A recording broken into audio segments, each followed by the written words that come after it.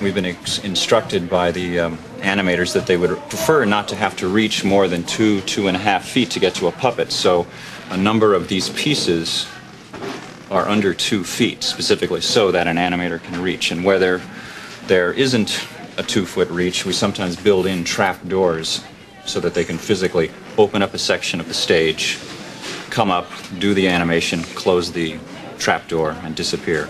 Then the director can take a director's viewfinder and practice what he wants to see on film.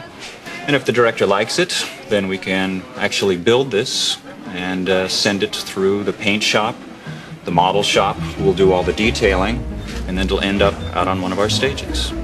Although the sets were built in miniature, they were lit as if they were full-size movie sets, but using smaller lighting instruments. Many of the scenes required as many as 20 to 30 different lights to create the dramatic effects. What we're trying to avoid is looking like we're doing tricks. Coupled with that, trying to keep some style to it. The biggest challenge on the show, I'd say it's keeping it consistent. There's 8 camera crews. One of the things that we are pushing the barrier with is a lot of motion control camera moves. So that means big, sweeping camera moves going through the scene as the characters act out. Particularly during songs, it's a lot of fun as an animator to be able to work on stuff like that because it makes your shots look more like a live-action film, more fun. I'll talk to the director, and he'll tell me what the action is, and he'll give me an idea where he wants the camera. And then what I'll do is I'll take my motion control camera, which has all these different axes. It has track that'll take it in and out. It has swing, which will swing it around on this axis. It has a boom arm that takes it up and down. And then right here on the head, it also has a pan and a tilt and its own roll, and sometimes even a focus if I need to do that. So all those axes are programmed for the shot. Now here it is. We've given it 2 positions. Now the computer's going to compose the move for me. I've given it its start position, I've given it its end position. It'll use those 3 axes, the track, the boom, and the pan, and they're all going to play back in a way that will be hopefully pleasing to the director. And here it goes. As you see now, I'm getting my frame count here. Here's the whole move from frame 1 to 100. Basically, it's a lot of communication between me and the animator, and we tweak with it. We have about 3 days to do this, to get the shot ready to go before the animator has to take over the shot. Surprised, aren't you? I knew you would be. The sculpture department was about 3 or 4 folks doing all the characters. We get drawings of the characters that the art department puts together, and then we sculpt them in oil-based clay. The oil-based clay is just the easiest because it's just very versatile and it can be smoothed out with alcohol, and it has to be a soft medium, something pliable that when it's molded, we can use a hard mold plaster and it won't rip up the mold, and we can put the soft foam rubber into the same mold and it'll pull out. Each puppet has an armature inside it, which is basically a ball and socket, which enables you to move a puppet like these. We usually get a sculpture or a drawing of front view and side view, and then we'll determine where the joints are supposed to be. Usually the joints are one of 2 different types. There's ball joints and then there's hinges. Ball joints are like in his neck here. You can move it, almost like a universal joint, any amount of range. And those are good for general purpose joints. And hinges are really good for like down here in hips and in his main body because they can be tightened off really strong. All the intricate parts and pieces of the armatures were hand machined to fit perfectly for each puppet, ensuring that each tiny movement would look smooth and fluid when posed 24 different times for each second of film. After a character is sculpted, then it goes to the molding department and it goes to the entire molding process. After they make a mold, they then lay a steel armature in the mold. The mold gets injected with a foam latex material that covers the armature. It's then baked out in an oven, taken out of the mold, and brought up to fabrication. From that point on, that puppet belongs to myself and my crew, the puppet fabrication department. We put the different paint jobs or clothing, hair, fur, everything else that gives the puppet its full character, and then it goes out for animation. This movie will have approximately 60 individual characters. We will make as many as 3 to 4 duplicates of many of those characters.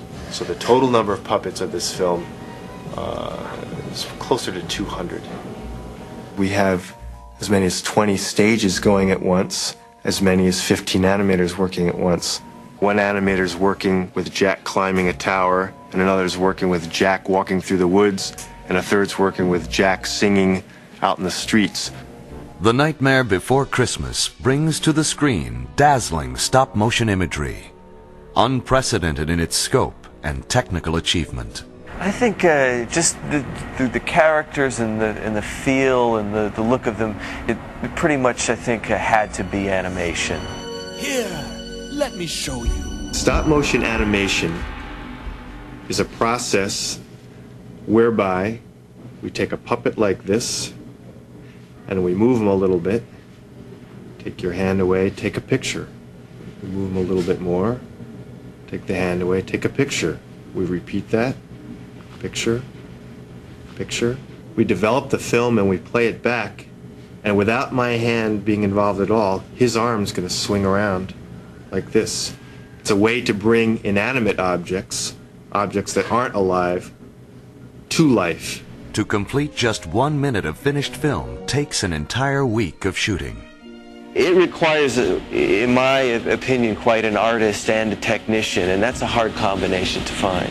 A very important part of doing really good stop motion is the same as any other animation, and that's being able to act things out for yourself and really feel it, and then translate that into what the character does. By getting my own imagination going and seeing how it's going to play in my mind, I act it out, and I play with the puppet a little to see if my actions can be duplicated by the puppet. And if they can, then I talk to Henry, the director, and see if he likes it. They'll memorize it with their body, act it out several different ways. I'll act it out for them. We go back and forth and arrive on something. Down, takes it up, looks, there's something in there, huh? Reaches inside, gets bit, and then fixes it on, and leans in just as they finish. Christmas time. Now. I think a lot of animators, stop-motion animators and 2D animators also, are just frustrated actors and possibly shy actors like myself who, wouldn't want to get in front of the camera. And so it's kind of the nice sense to be able to let people see you, but not really see you. I get to hide behind puppets. We know the basic blocking. We know the length of the scene within a few frames. So there's a very tight, confined space the animator has to plug in. At that point, the animator becomes the character. Eureka! Jack, he's designed as a long-limbed, elegant, spider-like man, and naturally sort of wants to move that way.